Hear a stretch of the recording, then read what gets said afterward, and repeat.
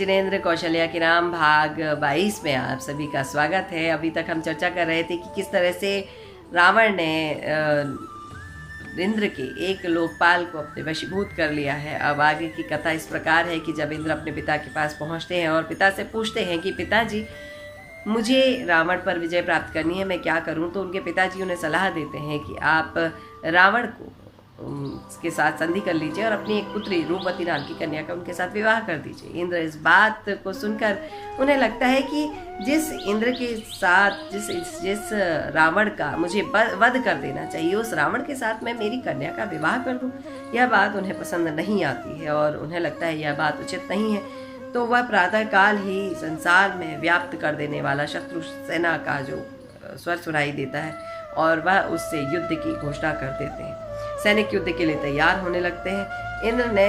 इंद्र की जो सेना है उसने राक्षसों के मुख को भंग कर दिया है। कई सारे अग्रभाग के कई सारे जो राक्षस है वह मार दिए गए हैं, भयभीत हो चुके हैं। चिरकाल तक युद्ध में राक्षस भंग होने लगते हैं। जब राक्षस भंग होने लगते हैं तो राक्षसों की सेना को खत्म होते देख वानर वंशी राजा महेंद्र के पुत्र प्रसन्न कीर्ति युद्ध के लिए अग्रभाग में आते हैं। इंद्र अपनी सेना को मरते देखकर जो ही युद्ध के लिए उठते हैं त्यों ही उनके पुत्र जयंत कहते हैं कि पिताजी, अभी आपकी आवश्यकता नहीं है, मैं जाकर युद्ध को लड़ सकता हूँ। और वह युद्ध में जाते हैं और माल्यवान के पुत्र श्रीमाली को मार गिराते हैं। रावण का पुत्र अपनी भागती सेना को आश्वासन देते हुए जयंत के सम्मुख आते हैं और इंद्र अब स्वयं युद्ध करने के लिए पहुँचते हैं युद्ध क्षेत्र में। तो रावण के पुत्र इंद्रजीत को चारों ओर से रावण के जो पुत्र हैं इंद्रजीत को चारों ओर से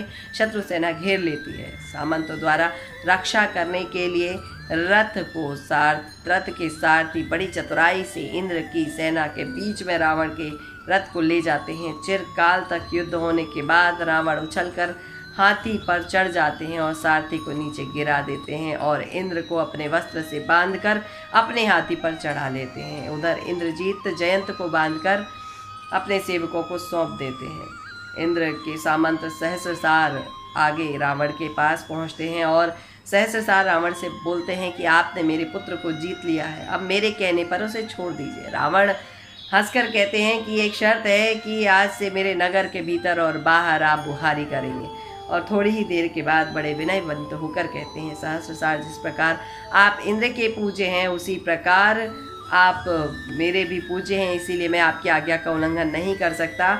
इंद्र मेरा चौथा भाई है, इसे पाकर मैं पृथ्वी को निष्कंटक कर दूंगा। इसके लोकपाल पहले की तरह रहें।